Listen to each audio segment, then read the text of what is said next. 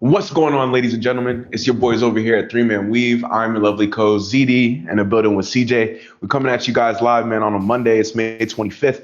We got a banger of an episode, dog. All NBA teams. Just the Spurs Thunder series has been a banger. The Knicks. We were talking about Brunson Burner, the king of NY. We got to give him his respect. We also got this interesting ESPN article that came out that we saw. Bobby Marks had some trade ideas that we're going to walk through. A couple ones with the Lakers and Thunder, so you'll hear our takes on those. And yeah, man, I'm feeling good today, bro. I'm excited to watch the Knicks potentially get to the finals for the first time in my life. So it's kind of crazy. I think it was That's like crazy. the year you were born. Yeah, it was Maybe 99? Yeah, I was gonna Are say you 99? I'm 97, but yeah, 2 You're years old. 97? Yeah. Okay. Yeah, so 2 years old. You don't Yep. even remember that at Nope. all. I think wasn't that the But shortened season too?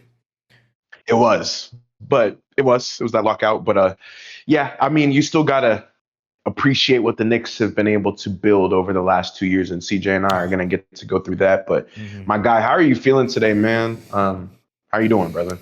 After last night's game, not the Yeah, greatest. We'll talk about that in a little bit, let y'all know my thoughts and whatnot. But besides that, bro, good.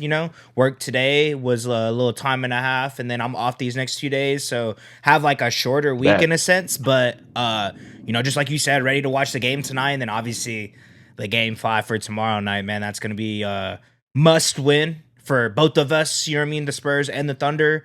But the ball's in our court, man. This is why you try to get the Yeah, number one seed or the top seed in your conference, so you don't have to worry about being on the road or these pivotal games you're in front of your home crowd. So I'm ready for that, bro. Obviously, Game 3 was incredible, and then like I just mentioned earlier, we'll talk about the games 2, 3, and 4. Since the last time we did the pod, it was the game 2, so y'all haven't really seen my reactions and how I feel and whatnot. But besides that, bro, really good. Can't complain. Just been locked in with these games, bro. Ready to, yeah. this is what I've been waiting for all year. So that's all I've been hmm doing, man. Been focused on watching the Thunder and Spurs, sadly. Yeah, But besides for that, man, sure. I'm doing great, man. And like I tell Yeah. you all the time, anytime we get to chop it up about hoops, it's always a good time for me. So how are you doing tonight, though? I'm doing good as well, man. Like you just said, the adrenaline's always pumping. It's pumping for me, and I'm not a Thunder or Spurs fan, so I'm sure it's pumping for you. You got the Thunder to root for, but yeah, I'm doing good, man. I'm excited to dive into some of the topics today. Obviously, Game 4 was a oopty. It Yeah. was it was the Spurs route, to be hmm honest, and they deserve a lot of credit. I know For sure. you'll get into it, but yeah, man, the Thunder winning Game 3, 123, 108, and then to come out and kind of get punched in the mouth just begs the question. I spoke about it to you before we hopped on the pod, but to me, this has been the best competitive basketball I've seen since the Cavs and Warriors. Um, just a back and forth heavyweight battle. hmm And the Spurs punched him in the mouth in Game 4. So Yeah. I'll let you take it away, my Yeah. man. Yeah, I was about to say, like Z said, obviously game 4. We just played yesterday, Sunday.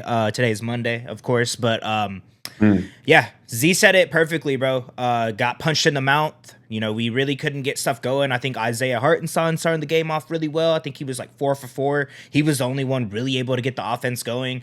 The thing I brought up to Z, because as y'all know, we kind of bring it up a lot, but we chop it up before we start recording. So as we were kind of in our huddle, in a sense, before we started shooting, I brought it up. The Spurs, the way first and foremost, defensively, when you have Wemby, you're gonna lock everything up. But the fact that their perimeter defenders are not as good defensively, but they're all on a string. We could not get any yeah. open looks. They were guarding Shea straight up this game, which is a great coaching adjustment by Mitch Johnson, because I think that is something. The first 3 games of this series, Shea started to adapt. I think we've seen it. He got 12 assists. I think he's been averaging like 9 assists this series. Of course, not shooting the greatest, but still able to get everyone else involved. And when you're blitzing him from before he even gets to the 3 point line, it has Yeah. open looks for everyone. So they made an adjustment, which great teams and great coaches do. Game 4 came out different look regarding Shea straight up. And whenever he was driving to get to his mid-range jumper, try to, get into the spaces of the defense, that's when they'll collapse. And then even when, they would collapse on him. He would pass it to the open man. They're so great defensively on the perimeter that they were able to recover, and it's harder for everyone to get open looks. Not just like wide open looks, opposed to having a smidge of space. But yeah, I mean. I told Z this before as well. Like, this is one of those games you look at the box score, you could kind of understand why we lost by 21 points. We only shot 18% from three. Shot decent from the free throw line and 33% from the field goal. Yeah, turnovers, bro. Like you said, Shea 4, Chet 3. To me, that was shocking. I think that the turnovers were the highest all playoffs for the Thunder. They've usually destroyed other teams on the turnover battle. Yep. San Antonio was able to turn them over. We have some of the ESPN tracking data. They contested 91% of OKC's shots, all of them, essentially, in Game 4. And like you said, Shea was I don't want to say he was bothered. He was more puzzled. I just don't think he was expecting for them to play straight up. But Wemby with the half-court shot, leading them into halftime, 50-38. They were up like 12 points. What were we going to say? I was just about to say, I think that's when the game was kind of sealed, in my opinion. Like, that's when it seemed like, and I brought it up to you, and I'll bring it up, because it's obviously during the pod. It seemed like we gave up, man. It seemed like, we threw in the white towel once it got to a 21, 22, like, it was like pushing like 25-point lead for them, and then we were kind of bringing it back. It would get to like 19, they would score again. It just seemed like I brought this up to Z as well because it is a long series. We've played a lot of games leading up to this point, obviously not in the playoffs, but last year, game 7s, this and that. Now this is our first really competitive series we've had to where it's going deep into, the game log, and it just seemed like we'll get them next time. And I'm going to be honest, usually I don't like that mentality, but seeing how we've responded to certain type of games like this, and, I know they're going to adjust the game plan. They're going to have to plan for them playing Shea straight up, playing them how they played last game, because obviously they did a very good job. So how are we going to adjust to that? We're going to have to rely a lot more on our bench players, which thankfully game 3, first game in San Antonio, we were able to, I think they scored 76 bench points and had an incredible game. So obviously not expecting that each game, but Jared McCain, Jalen Williams, bro. Jalen Williams I think he hit 3 big threes in like the first quarter, first half at least, and that's really what got us going. 18 points. I think he was 5 for 6 from 3 as well. But Jared McCain, bro, you brought it up before we started recording, him bodying Wemby, getting that layup, just stuff like that, bro. Like that, we're gonna have to rely a lot more on performances like that from our bench players, just because of AJ Mitchell being out and for game 5 at least, and then J-Dub being questionable. And that's been the thing with J-Dub this whole season, man. And I don't want to give up on him because I know the type of player that he is, but this year it's a little disappointing for me, especially coming off the year that he just had. Of course, injuries happen, but it just sucks that when he's getting these injuries, and the fact that it is like his other hamstring is a little worrisome for me right now, obviously, because we're, competing to go back to back. But, we've been able to get to this point with our bench, and, obviously not having one of our best players is going to make a huge difference. But, yeah, man, just, kind of closing thoughts on game 4. Looked like we gave up. We threw in the white towel. Like I said, usually I don't like that, because this would have been a huge win, being up 3-1, going home to try to seal it. Now it's a whole different circumstances. Now we're tied up again. We gotta win game 3 because or game 5. Sorry, because if we do, being down 2-3, and then San Antonio has game 6 at home to seal it to go to the NBA Finals. Can't have that. Tough. So each game from this point on, I know we say it a lot, but specifically for this series right now, each game is the most important game for both of these teams. And I can say that confidently because either one of us are going to be in a win or go home situation. So game 5, excited. And it seemed like, we were kind of looking, further further along into the game, just because of how poor we played, like 82 points for 4 quarters.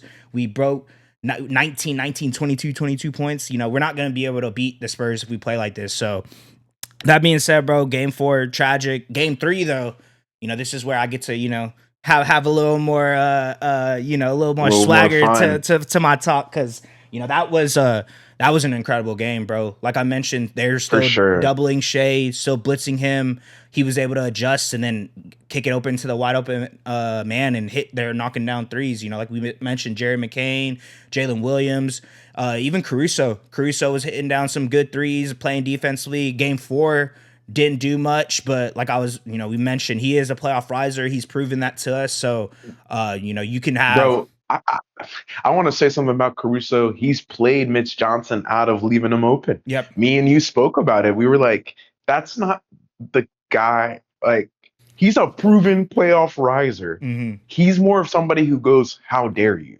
I didn't shoot well in the regular season, but I can shoot well now. Hmm. And that's Alex Caruso. So you don't want to leave him. Like, I was telling you that, I was like, why is he leaving him wide ass Wide open? ass Like, open. that's done, man. Yep. He was hooping Hmm. in games 2 and game 3. Game 2 and 3. Yep. But yeah, no, like you said, or like I mentioned too, man. 76 bench points from the team. I think that kind of sums it up for us. Obviously, Shea had a good game. Hasn't really had one of those type of performances.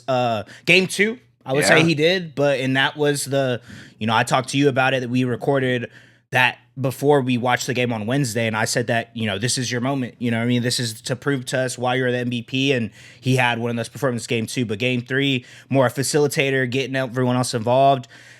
And I think that's why we saw the way them play us the way they did in game 4. Okay, Shea's able to actually get the ball open to open guys. We need to play them differently, and they did. But I mentioned game 3 was incredible. First game in San Antonio this series. I think it was a great statement win. Hey, let's not forget who the Thunder are. You know what I mean? I think that was a great example of that, because of how deep we've been, and obviously AJ Mitchell. That's when he left.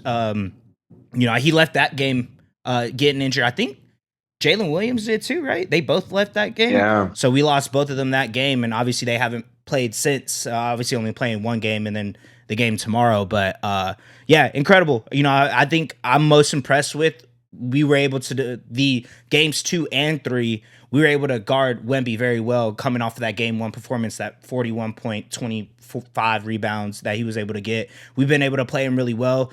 Playing him outside the paint, trying to not front him, but put a body on him as soon as he gets past half court. I think Hartenstein, game 2, we haven't talked about it a lot because, obviously we didn't bring it up, or we weren't shooting the pod by then, but the grabbing, this and that, like, you got to do whatever you got to do against this man Wemby, bro. Obviously I was about to say they were. I'll admit it. They weren't calling those calls. Game 3, it seemed like they weren't getting away with it as much. They adjusted, and kudos to the refs, because obviously it's that's something that those were fouls. they're fouls. You know what I mean? So, but that being said, bro, he was still able to perform game 3. I mean, if we're being honest, game 1 he got played off the court.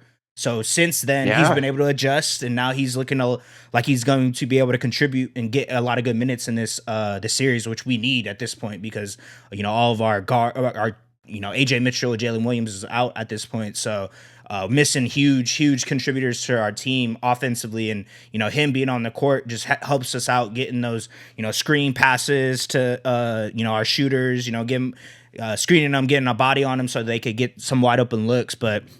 Yeah, game 3, man. I'll just give it to our bench. That was really why we won that game. If they didn't perform like that, Jalen Williams starting off hot, and then Jerry McCain just hitting timely buckets. You know what I mean? I think, I told you that was the type, he was going to be one of those players to where he could sway a game in our favor just because of how aggressive he is offensively. And I feel like that's something that we lack whenever Shea isn't getting it going, or other, J-Dub, whenever AJ Mitchell, whenever they are available, they get it going. It's easier for everyone else to play. It's looking like whenever Jerry McCain's on the court, he's looking to get a bucket, being aggressive, and regardless of if there's a 7'5" demigod in front of him, he's gonna try to get to the rim, try to get his open looks, and we need that. So shout out to Jerry McCain.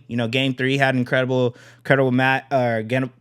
performance, and then like I mentioned, game 2, that was the Shea's response game, in my opinion, because he was able to show us that, okay, yes, we are going against Wemby. We're going against this incredible defense, but he's the back-to-back MVP for a reason. And I think that is what it was, and he was able to, really will us to that win. Timely buckets. Put in. I feel like the thing with the way that Stephon Castle, Devin Vassell have been guarding Shea, it's been, everyone's mentioning, right? He's always falling, this and that. It's like that should be more of a detriment to our team, the Thunder, if he's on the ground all the time. Like, he's not getting the calls. I don't know why he's doing it, to be honest. So don't ask me. I don't know. But it's just one of those, like, people are keeping track of his fall rate now. Like, it's like so much other stuff. Yeah, that, that's like, weird, it's weird, bro. So and my thing is like, okay, that is not even helping us. So like, I get what y'all are saying, but we're still able to get these dubs. You know what I mean? So that's why I was like, why are we talking about this right now? But and if I'm not mistaken, Shea is top 3 in like drives per game, Yep. drives on the season. Mhm. He's gonna probably fall a lot, Right. But I mean, to your point, this is how I was going to what I was going to get into. Sorry for taking over the convo, No, but like, bro, like the Wemby versus Shea combo, that's it. Shea had 30 points, 9 assists in game 2. Yep. They win. Wemby going off yesterday, 33 points, hitting those half court shots, and he had another big time 3. It was getting blocks everywhere.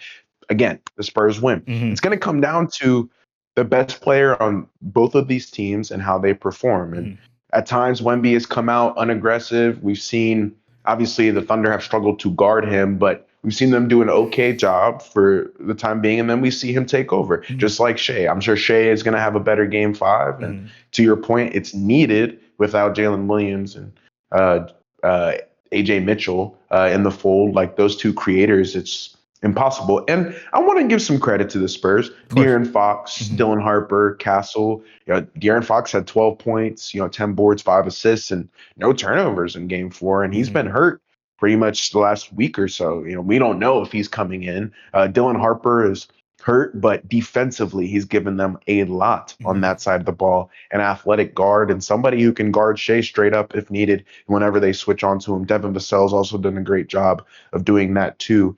I got to give credit to the Spurs defense.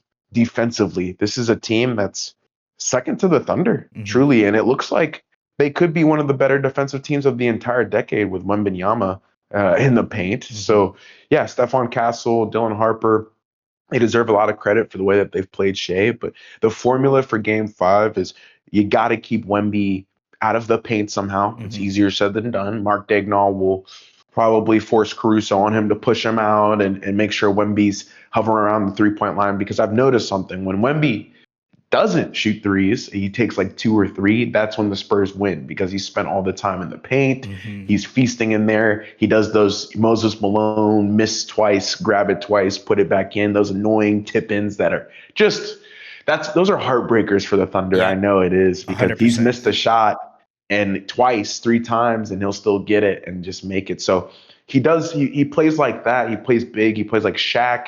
And then you mix in the Kevin Durant handles on Isaiah Hartenstein pulling up from 3.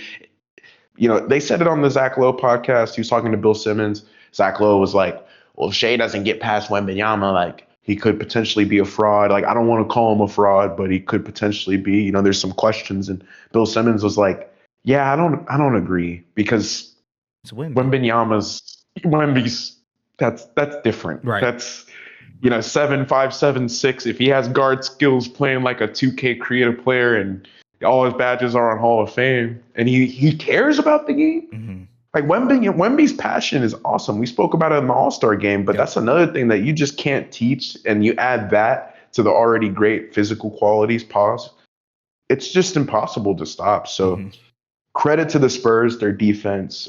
Sean Sweeney, once again, their defensive coordinator, is absolutely killing. Yeah, he's incredible. He could be a future head coach, but Mark Daigneault's got a lot on his plate to figure out the schemes. But yeah, these two franchises, man, just heavyweight title bout right now, and 2 storied franchises, and the Thunder are trying to make a run and become that dynasty that we all know and expect them to become at this point.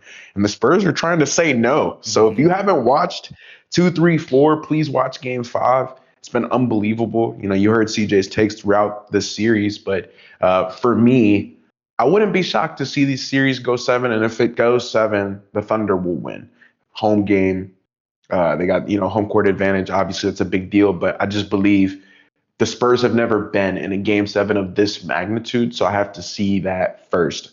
Giving them a lot of credit. They've given the Thunder a ton of fits this season, destroying them in the regular season, competing with them in the playoffs. And I spoke to you about it, but they kind of play to the level of the team that they're playing against, which is an issue at times because the Spurs are a much better team than they give off, depending on the team that they're playing. But they've played well against the Thunder all year, and we're just going to have to watch it under a microscope the next few games. I'd say these are going to be some of the most legendary games we've seen in the last decade. So if you can watch them, please do. Even though the Thunder are hurt and still doing this too, mind you. So I know if the Spurs didn't have Harper or Fox or Castle, could be a different story, but that's not the case. But let's move out to the East, man. I think it's time to talk about New York. We got a Brunson burner. He's got his own segment later in the pod, but I want to bring up the Game 2 win. The Knicks Game 2 win, they beat the Cavs 109-93, featured balanced scoring with all five starters scoring at least 18 points,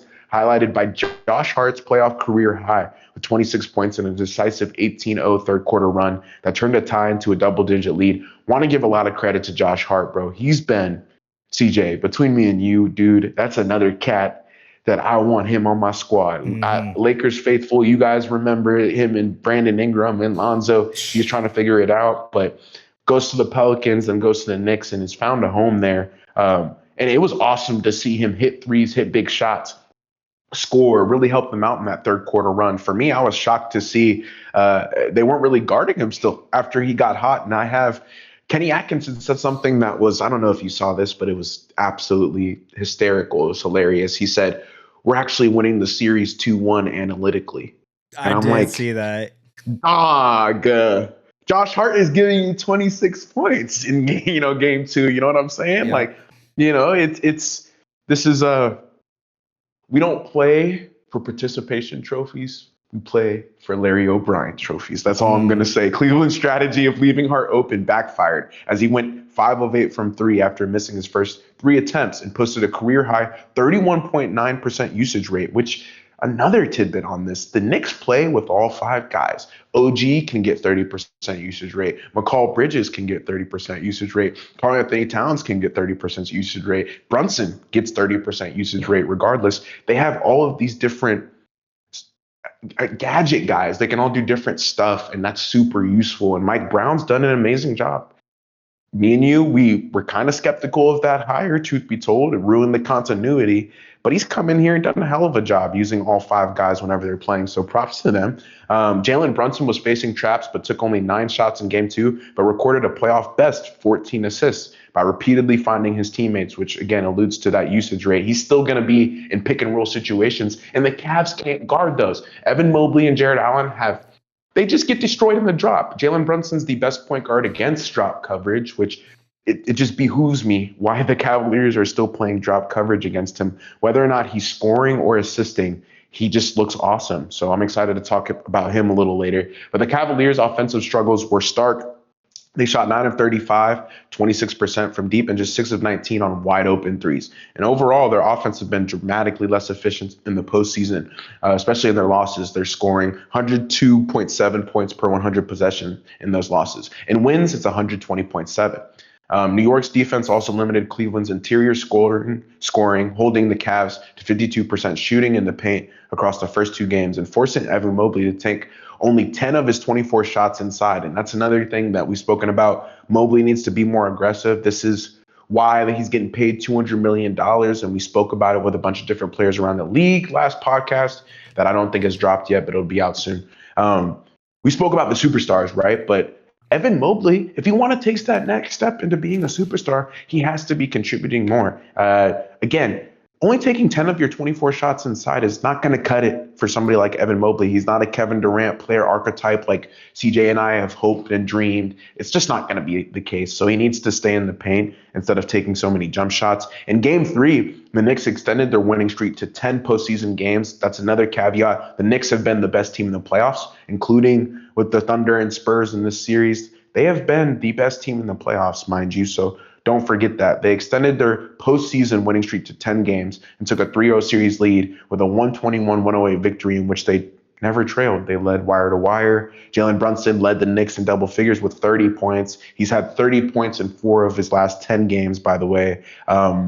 Just unbelievable from him. McCall, Bridges, and OG combined for 43 points on 17 of 25 shooting. And New York dominated the transition game by outscoring Cleveland 30-10 in the open floor. Cleveland again struggled to convert, shooting 12 of 41 from three and 12 of 19 at the free throw line and committing 17 turnovers. 11 of them were live ball miscues by James Harden, Evan Mobley, and Donovan Mitchell, which were turned into easy points by the Knicks' active defenders. OG Anunoby was awesome defensively 2 nights ago. Same with McCall, Bridges, getting their hands in passing lanes. And, you've spoken about it with Dylan Harper. Some guys are just have a knack for it. And the Knicks, Leon Rose, he never speaks publicly, but he's done a good job of finding defensive guys to put around Jalen Brunson, who we both know struggles on defense. But whenever you're around guys with those long arms and they can guard all 5 positions, it makes it way easier to focus on the offensive end.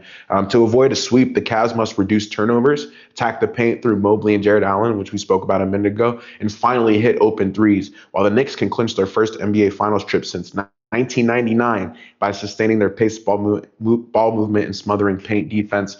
I want to give you some credit here, CJ. You said it, bro. The Knicks are the real deal. You thought they would beat them in 5 or 6 games, the Cavs, that is, but it looks like it's going to be a sweep. And unfortunately, Cleveland fans, and I'll speak about it for a second, it's disappointing. It's disappointing. You guys did so well to get here, second apron team going into this offseason potentially. The reason, we can forecast that is no team has come back down from 0-3 yet. Mathematically, since it's happened so many times, I wouldn't be shocked to see it happen once. I think we've had like 155 times where it's been 0-3. One time it could happen. Yeah. It's very possible. The math says it's possible. So the little caveat there, that's why we're speaking kind of in future tense. I don't want people to be like, well, they haven't won yet. Right. The Knicks are most likely going to the finals. I want to give you a lot of credit for that. I think you foresaw this. And for Cleveland, it's disappointing because Mobley isn't doing what you thought he would. At times, Jared Allen has been a ghost, unless it's a game 7. And then Sam Merrill, up and down. The bench production's been up and down. Relying on those guys hasn't been the case. And then, truth be told, Donovan Mitchell and James Harden haven't gotten it done in the scoring department or the assisting department. And that's going to kill Cleveland's chances of winning on offense. And honestly, bro, the collapse that we saw, 22 points down in the fourth quarter, that's what it is. Yep. That's what it was. You threw in the white towel somehow. You lost a crazy game. It's one of the worst playoff losses in NBA history. And now you're down 3-0 to the Knicks. And to keep it short and simple, New York, welcome, man. You guys are most likely going to the NBA Finals. I want to congratulate you on a great season. And truth be told, you're going to be waiting on the winner of the Thunder and Spurs series, which is going to give you a lot of time to rest. We'll see what Mike Brown does with that. But I think this game will be over tonight. We'll get into the preview at the end of the pod, but I think the Knicks got this one in the bag. I don't know if Cleveland's fans are going to be super excited because they know the math is not on their side, and New York has just been stepping on people's necks, every single opponent, all the way from the Hawks to the Cavs. They've done an extremely good job. We'll talk about their net rating later in the pod as well. They're the best team in the playoffs right now, CJ. So hats off to you for seeing that. In Cleveland, you're going to have some questions to answer in the off season. So we're excited to see where the Knicks where they end up. Hopefully it's the NBA Finals. Yeah. No, yeah, you said it perfectly, bro. I've been saying I said the Knicks were going to the finals before the season even started. So the fact that they're in this spot right now, and it's making me look really good right now. So shout out to that. But I didn't expect them to do it in this fashion. Especially in the Eastern Conference Finals. Obviously, matchup-wise, we thought, you thought the Cavs were going to be able to get this series, and I thought it was going to be a lot more competitive of a series. But you mentioned it, man. I really think it was the Game 1 performance, that collapse of the Cavs and being up 22 points with 7 minutes left. I think that is a great way to sum up how everything has played out. You know what I mean? Obviously, you expect them to bounce back and win a game or two, but it's not looking like that at this point. Like you mentioned, Donovan Mitchell, James Harden, not going ghost, but when it comes down to it, they're just not being as effective as they have been. Not getting it done. Not getting it done. You know what I mean? I think that's a perfect way sum up this series so far. You know what I mean? Like ZD said, we're assuming that the Knicks are win. If the Cavs do come back 0-3, then you'll hear it from us. You know what I mean? We'll be talking about it. But like you said, numbers. Trust me. I was gonna say we'll hear it from Z for sure. You know what I mean? I was gonna say, trust me, I'm gonna be turned about that one. I'm gonna be like, man, the math was in our favor. I guess. Yeah. Yeah. But man, I think Yeah. that game one, I think it was I think I might have mentioned it too. That was one of those games where like they took their soul type of thing. You know what I mean? Like all like the fight that them able to beat up by that much with in the fourth quarter, they thought it was going to be an easy dub for them, and I think that's a great example of what we've been able to see so far this series. Atkinson's gotten out coached, bro. Yeah, that's the truth. The schemes that I said it earlier, the drop coverage. I'm like, what are we doing? Yeah, like Jalen Brunson's the best drop coverage player in the NBA, better than Shea and better than Luka. It's like he is not the guy to be doing that. There's a lot of defensive miscues, but you got to give credit to the Knicks. Again, I said they play with all 5 players. Cat's numbers are actually down, and they're playing extremely well. His number, the assist category is up, which is cool to see. But Mike Brown loves to move the ball. Golden State, Kings, and now obviously his time with the Knicks, like the way that he plays on offense is very ball movement heavy, and again, I think he's just done a really good job of surrounding Brunson with the right guys in the right moments to kind of hide his defensive liability. And James Harden has been exposed on that side of the ball. We all know he's not a defensive player, but for example, the Cavs have done a poor job of hiding James Harden's defensive liabilities. So it's kind of the compare and contrast right there between the two teams. By far and away, kind of a weak showing by Cleveland too. What we expected more, at least one game by now. But now that it's 0-3, it's looking like it's going to be a sweep. So shout out to Brunson. We'll talk about him later. But yeah, man, shout out New York. They've been killing it, bro. Shout out to the Knicks, bro. Like you said, 10 straight dubs in the playoffs. You know that we got to give props to them where we can. But yeah, going into our next topic, man. We ZD mentioned it earlier.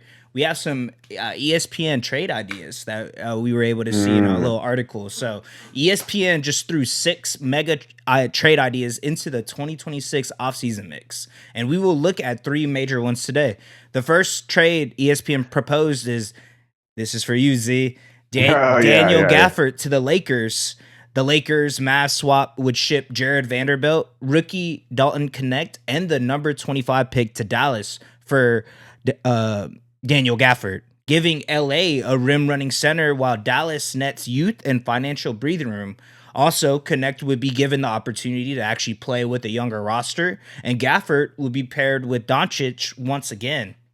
Thoughts? That's the thing. So Dalton Connect's got to play. I've spoken to you about it. I actually saw this one and thought it was realistic. Yeah.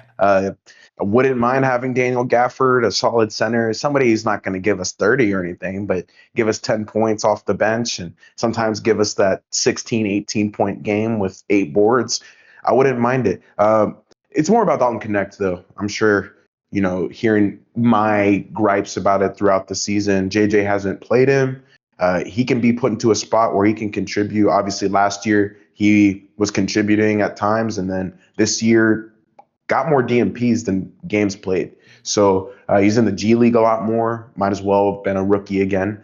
And it looks like that time, obviously, since the Mark Williams trade, which is a big caveat. If you guys don't remember, the fake trade with Mark Williams, don't connect, that kind of broke the trust. And it would break the trust with anybody. If somebody was going to trade me and then the trade doesn't go through, I'm like, well, now you want to trade me. Right. So another key piece of this trade here is that Jared Vanderbilt contract, which we want to move off of. Unfortunately, he's a 0 in the playoffs offensively, which we now see in this landscape of the NBA. That's not a winning scenario. You can no longer be a Tony Allen in today's NBA because of the offensive hybrids that exist, the Wembanyamas, a Kevin Durant, and all the crazy guards out there, Shea and Brunson and Jamal Murray. They can all get 50 points. So we need you to be able to score at least somewhat. And Jared Vanderbilt wasn't able to do that. Dalton Connect deserves to play. Going to the Mavericks would give him that opportunity. They have the number 9 pick. something to look forward to. We also have another trade that involves another one of their players. The Mavs will be shopping this offseason. Masai Ujiri, we've spoken about him coming into the building. He's somebody who likes to tear down structures and rebuild them from the top. And if you're not a part of the future plans like a Cooper Flag, obviously whoever they draft at number 9, then you're expendable, truth be told. And I'm sure he would be hyped to have a pretty good. The interesting archetype, the way that Dalton Connect plays is he's a three and athlete guy. Mm-hmm. He can't guard the best, but he can dunk on you. Very athletic, very sneaky athlete. And I've seen when Dalton Connect gets going, it's 20 points, it's 8 boards. He looks good, and it was kind of shocking to see that he got played out of the rotation. I'm sure it has something to do with his defense, but I would not mind that trade. That was one of the ones that I felt was one of the more realistic ones we have on the list. Yeah, I was about to say that would be perfect for y'all. Having a rim running center. Obviously, like we just mentioned, Luka and Daniel Gafford were able to play in Already, Dallas, yeah. so we kind of seen what that looks like. Even with Luka was able to do with Derek Lively as well his rookie year, so I think that would be perfect for y'all. Obviously, given Dalton Connect. Putting him on a team where he'll actually have, opportunity to be able to show what he can do in the league. I think that would be good. That's a realistic trade. Like I could see y'all giving that away. I don't know but I don't know why we don't just play Connect. Yeah. Just grow him into like I just. Oh yeah, I feel like he would be perfect for what y'all are looking for too. That's what I'm like, we need a 3 guy and somebody who is an athlete. Mm-hmm. And it just doesn't make any sense to me. Yeah. What's happened with this was one of the Rob Pelinka things that I was like, I don't like this. Mm-hmm. And it happened because of Luka. Yeah. I think he got a little in over his head and was like, yeah, we're just gonna, and didn't really think about the future. He's thinking about the now, and that's one of those ones where it stings because we're gonna most likely lose him. When his rookie contract's up, he'll either walk or he'll be traded. So it's disappointing because he's going to be a good player. I already know. And it's going to be another one of those things where I'm like, in 5 years, I'm going to be like, Dalton Connect was on the Lakers. Cooking. Yeah, he's cooking. And we foresaw that. CJ and I don't get paid the millions of dollars, but we can look at the scouting report, see your game.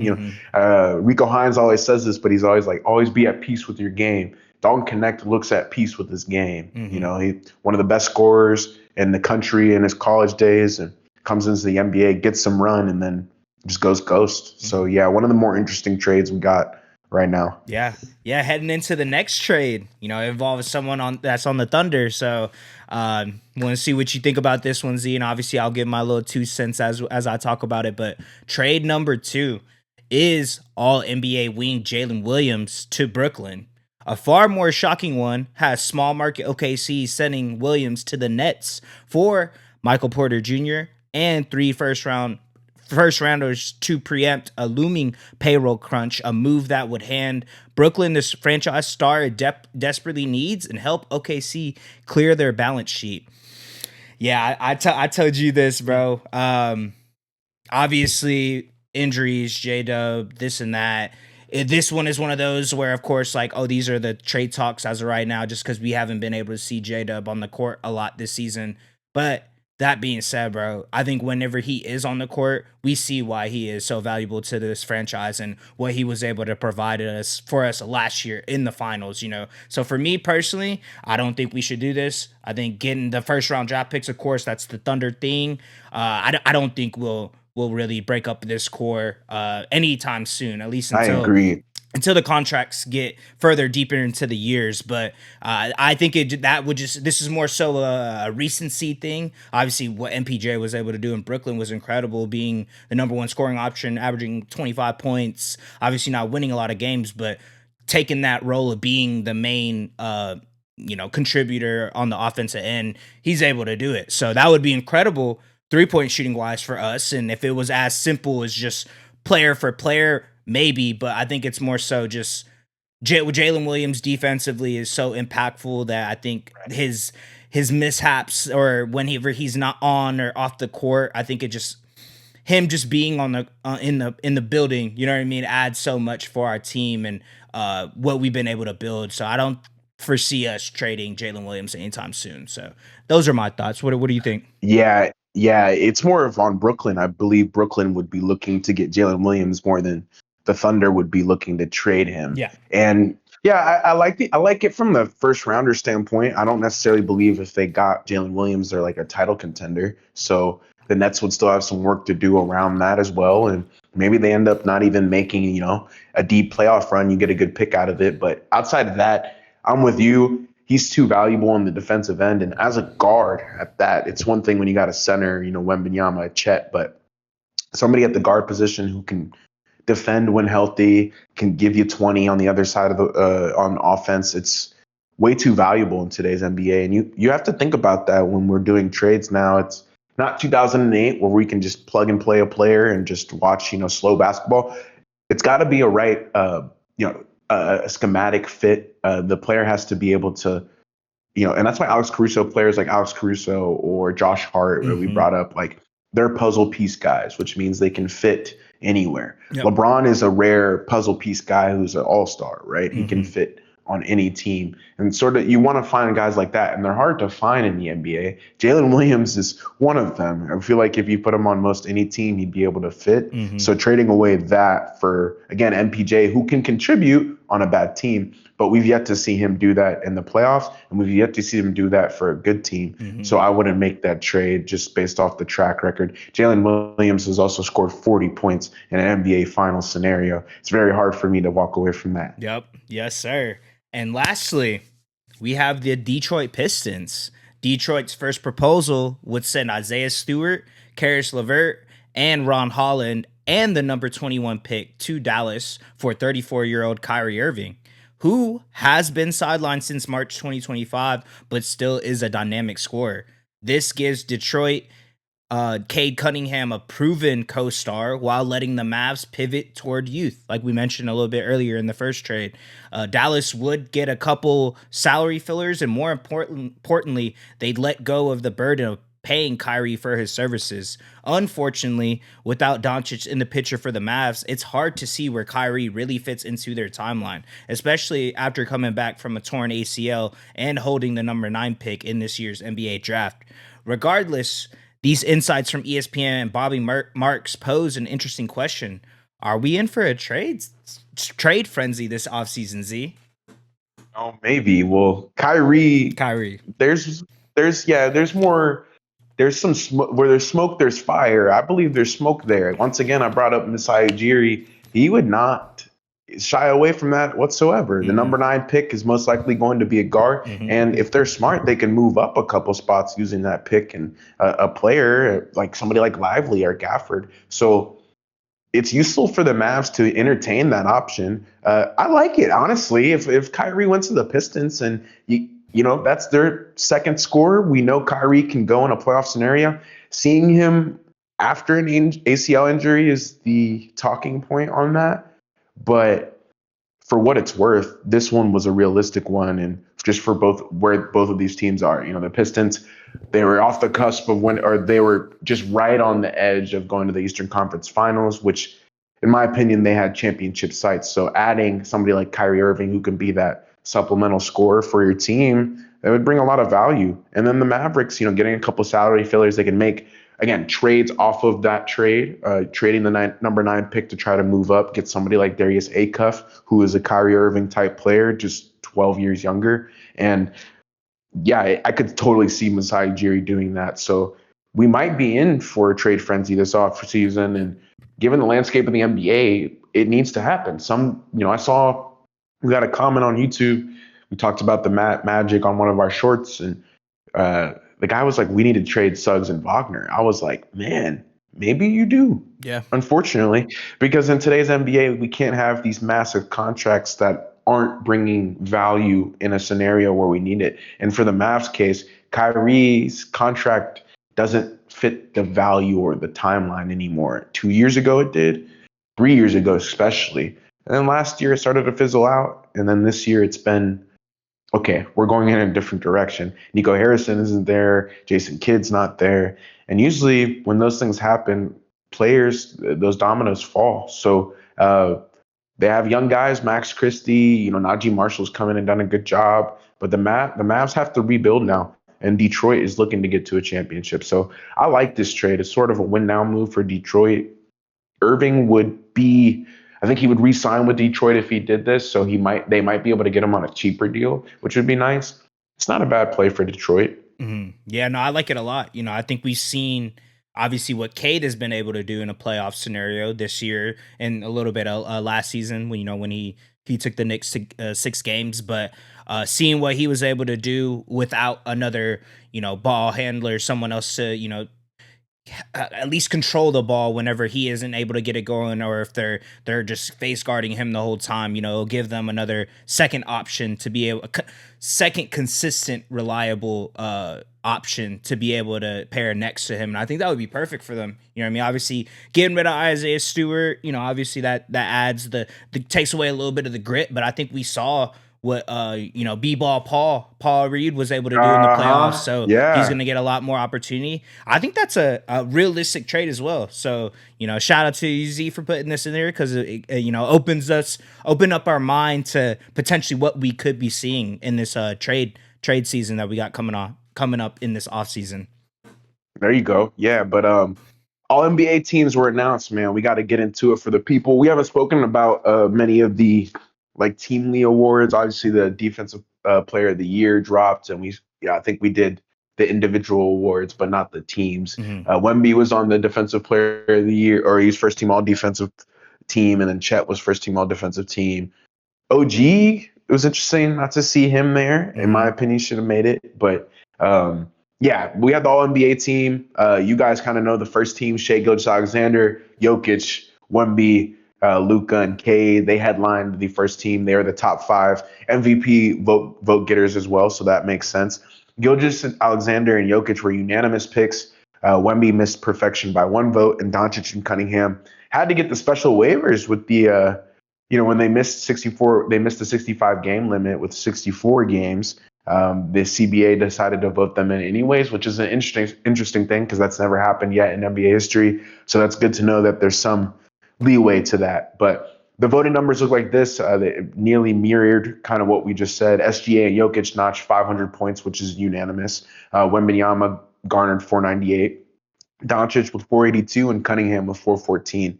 It's Wemby's first All-NBA nod and San Antonio's first team player since Kawhi Leonard in 2016-2017, while Jokic notched his 6th first team honor and Doncic with his 6th also as well. Yeah, lots of legendary guys in that first team. Hats off to Shai going back-to-back MVPs. Wembanyama showing up. Of course, he's there.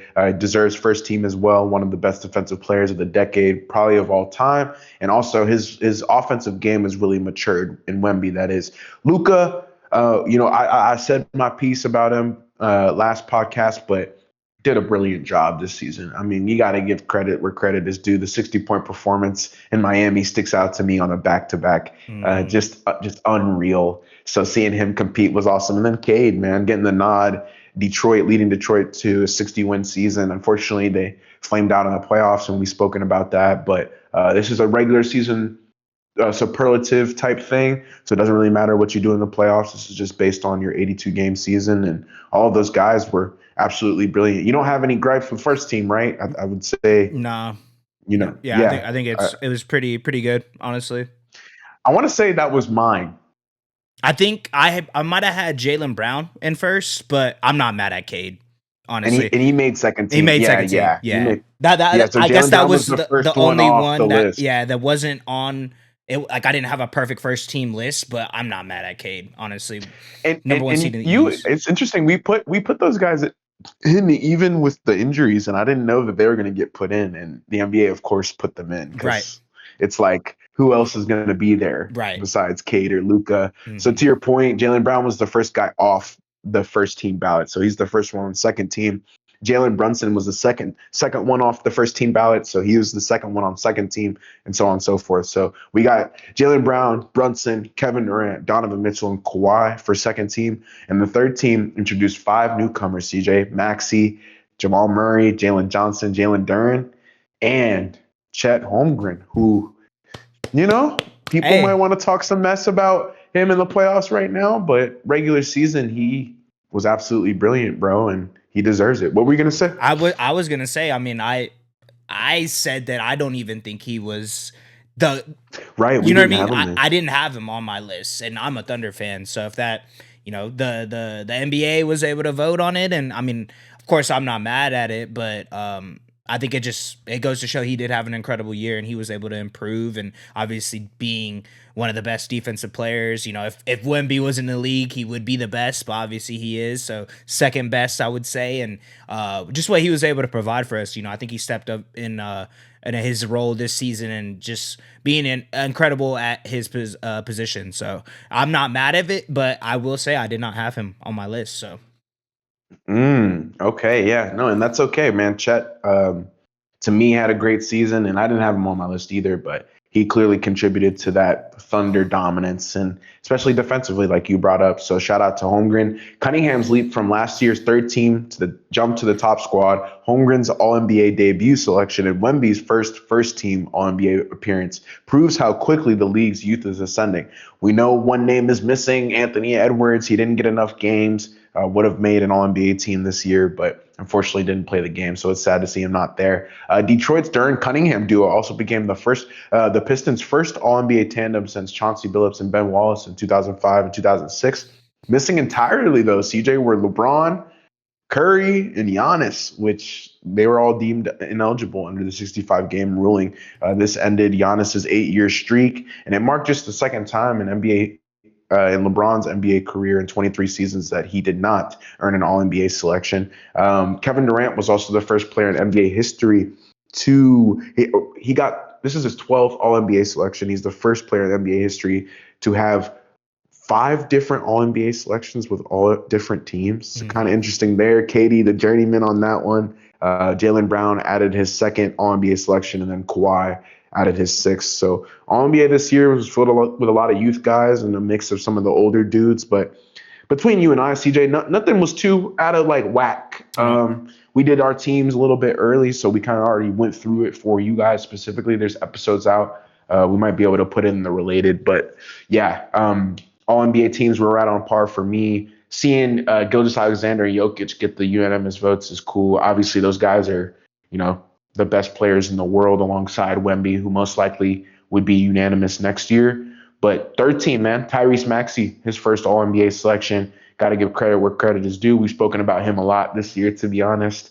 But yeah, really good stuff, man. I like seeing these superlatives at the end of the year. CJ, do you wish that these came out earlier, or do you don't mind that they come out kind of late? I wish they did come out earlier, just because obviously we've been seeing playoff basketball. We kind of tend to forget about the incredible year Maxey or Murray had, or even Jalen Johnson. Obviously all these players besides Kawhi, were in the playoffs and competing. So it kind of, not the awe factor, but just kind of coming off of such a long season and then waiting until the conference finals to kind of release the list is a little underwhelming in my sense. Feel like we kind of forget about it in a sense, especially as a casual fan. You're just kind of oh, okay, the All NBA team released. Let me check. Oh dang! How many points was Kawhi? Why did he get a second team? And then you're having to go through a season, opposed to if you kind of dropped it, not right when the season ended, but at least first round of the playoffs is still fresh in our minds a little bit. So I do wish they dropped it a little bit earlier. But like you mentioned, it still is something cool for us because we've been doing it all year, and our list is. I mean, I think it was pretty close to being perfect. So, we didn't take into account. Mm-hmm. We took account for the injuries and stuff, but like you mentioned, we didn't expect them to allow Cade and Luka to be in. So our first team your first team was perfect. Mine was one off. So, yeah, I just wish we got it a little bit sooner, just because I feel like it would be more fresh in our mind, especially for a casual fan. Because, like I mentioned, there's so much basketball that's been played up to this point. Especially playoff basketball. You forget, yeah. So yeah, bro. I'm watching short form. I'm like, he had 30, whatever in January. Right, exactly.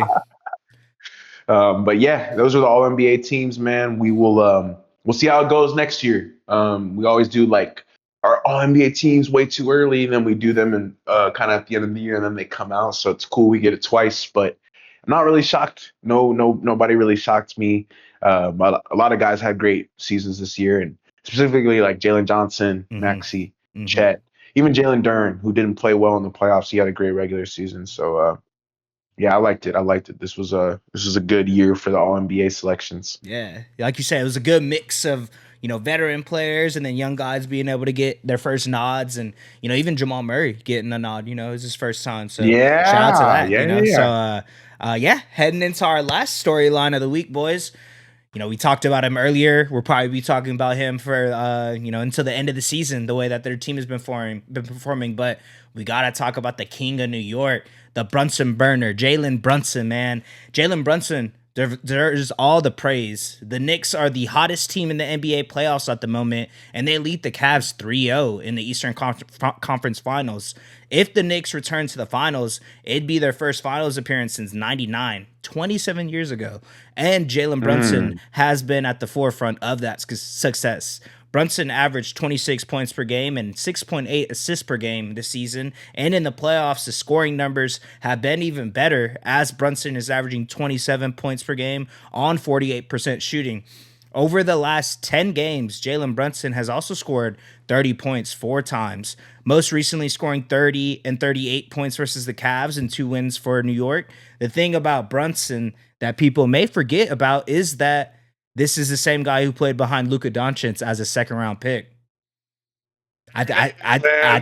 People forget about that, bro. People forget. Yeah, there it I is. remember when people were saying, a lot of There it is. Knicks fans, people that are, advocating for the Knicks at the time when they signed Brunson from the Mavs. They're like, what? This is who we're paying this money to? He hasn't even proven himself, this and that. And, look at him now. You know what I mean? So Brunson broke into stardom by absolutely dominating the Jazz in the 2022 playoffs when Luka Doncic was injured. He scored 40 Again, he was injured, by injured. the way, again, We're 4 years ago, still still hurt talking in the about it. playoffs. Yep. Yeah, bro.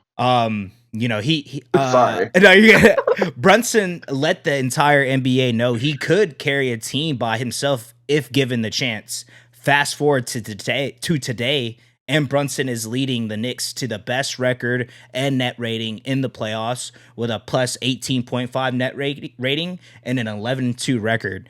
And the best offensive rating in the playoffs, scoring 122.9 points per 100 possessions. The Knicks have simply been the most dominant team in the entire playoffs, and that's due in large part to Jalen Brunson. Brunson has been one of a kind, as he is one of the few players in NBA history that scores more in the playoffs than in the regular season. 19.5 points per game in the regular season and 25.8 points per game in the playoffs, with a plus 6 point differential. If Jalen Brunson and the Knicks can get to the NBA Finals and defeat the Spurs or Thunder in that spot, then the question must be asked, Z, is Jalen Brunson the best Knick of all time? Yeah, if he does that, for sure, bro. I would argue the Thunder and the Spurs, both of them, are going to be one of the greatest teams of the decade. If he can sneak one in 2026, then between me and you, he's the king of New York. You said it before you started talking about it. And um, the reason I say that is, again, he's a playoff riser, plus 6 differential. He's getting 20 a night in the regular season. He'll give you 26, 25 a night in the playoffs. He's done this consistently. He averaged 32 points a night in the 2023-2024 playoffs for the Knicks. You guys have seen it firsthand what he's able to do. And you guys know, man, he's probably already top 5. For I'd sure. argue he's past Melo already, Mm-hmm. probably past Marbury. I Mm-hmm. love those guys. They're the Kings of New York, Yep. right? But we got Brunson Burner in the building, and if he can win, bro, like you just asked me, yeah, he would become the Knicks' best player of all time. To do it against those two teams that are probably some of the most dominant teams we might ever see, that would be insane. And the fact that he's even dragged him here, you brought up the Mavericks tenure, like he dropped 41 against the Jazz. I know you might have been watching, or you remember that time, like Mm-hmm. he I was do. hurt. It was against Donovan Mitchell. Like, it's kind of balls to the wall situation. Jalen Brunson goes out there on the road and gives him 40 points. So that was kind of his welcome to the NBA moment. And from there, he's obviously Rick Brunson is on the New York Knicks staff, and he really got brought in because of Tibbs. And I think he was sad to see him depart, but he's he's the real deal, bro. For me, he's a top 3 Nick right now. I Hmm. can't put him above Ewing just yet, but if Hmm. he gets a chip, it's not something that you can just take away, bro. Especially in this era of basketball. Right. Yeah, man.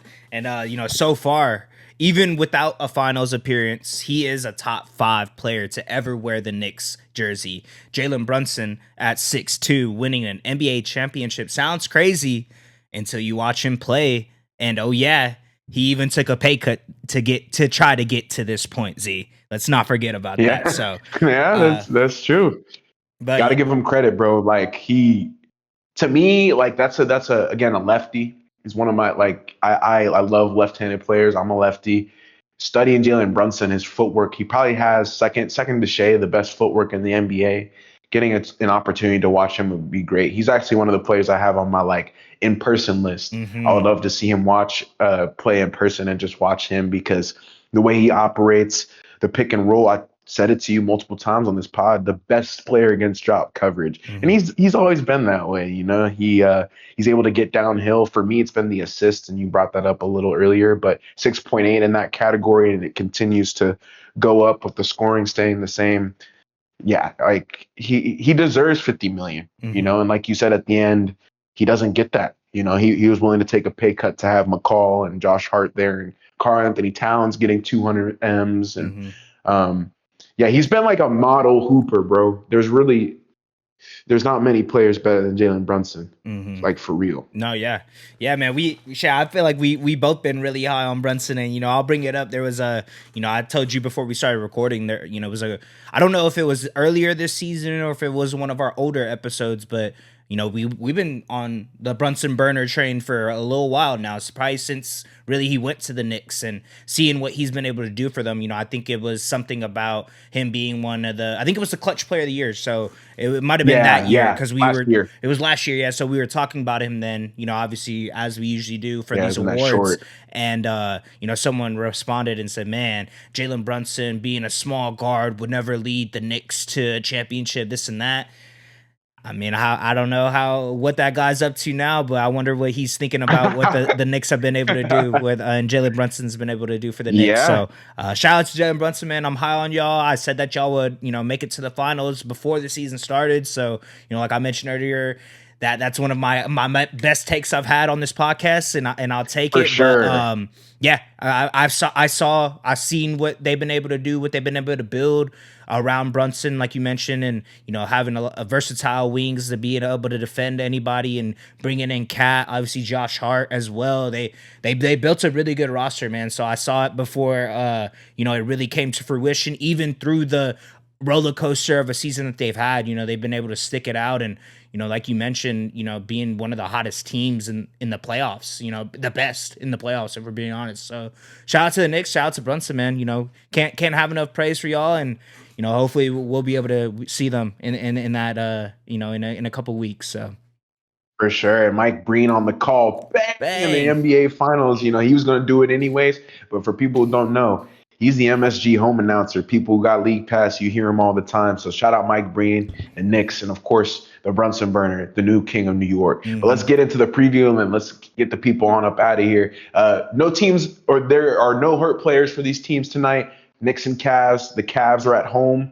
Desperation spot down 0-3. Some of the storylines for this one, CJ. New York and Cleveland meet in game 4 tonight, with the Knicks leading 3-0 and sitting only one win away from their first NBA Finals appearance since 1999. We've said that a couple times. Brunson led 6 Knicks in double figures with 30 points in game 3, while McCall Bridges and OG Anunoby combined for 43 points on 17 to 25 shooting, showing how much pressure New York's balance is putting on Cleveland's defense, which we also talked about. That drop coverage, they got to get out of that. The Cavs season comes down to cleaning up the margins. They shot just 12 of 41 from 3, committed 17 turnovers, and got outscored 30 to 10 in transition.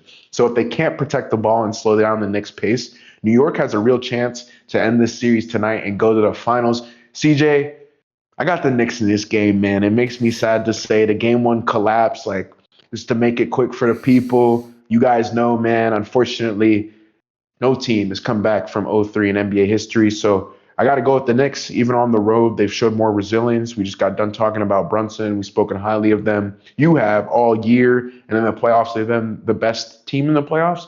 I got to go with the best team in the playoffs, unfortunately. And I do want to see Cleveland put up some sort of fight. And to do that, get out of the drop coverage, start doubling Brunson. We need guys to score. Max Strus needs you. Mobley needs you.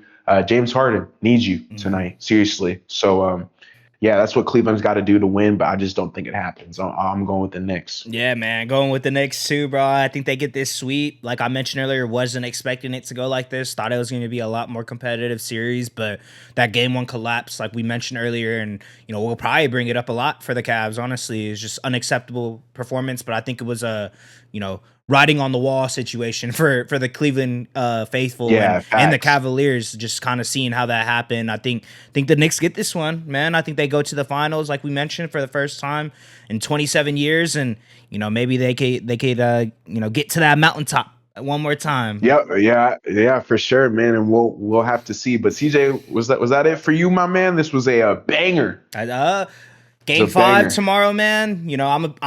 I'm very, very stressed out about this series, man. I told you before the series officially started, before game 1, that I thought this was going to be a tough one, and it has been. Yeah. Like you said, just two heavyweights going back and forth, haymaker after haymaker, big shots, big possessions. So, man, this is what I've been waiting for, man. Obviously, wish we would have been able to get that dub last night, but didn't go our way. But the series isn't over. We still got two more wins to get, and I'm excited, bro. I'm excited. We'll see how it goes. Y'all will see my recap of it on the pod that we shoot on Wednesday. Yes, sir. That's it for me, man. Yeah, that's it for me, man. The All NBA teams were great. Shout out to Brunson Burner, and ready to get into these offseason files, man. Dive into the trades, dive into where the Lakers are at. I just want to watch my Lakers play one more time, but I can't. So yeah, man, that's it for me. If that's it for you, CJ, Yes, sir. Don't forget to leave a like, comment, subscribe. We really appreciate you guys rocking out with us. And that's going to do it for the boys over here at 3-Man Weave, man. Peace. 3-Man.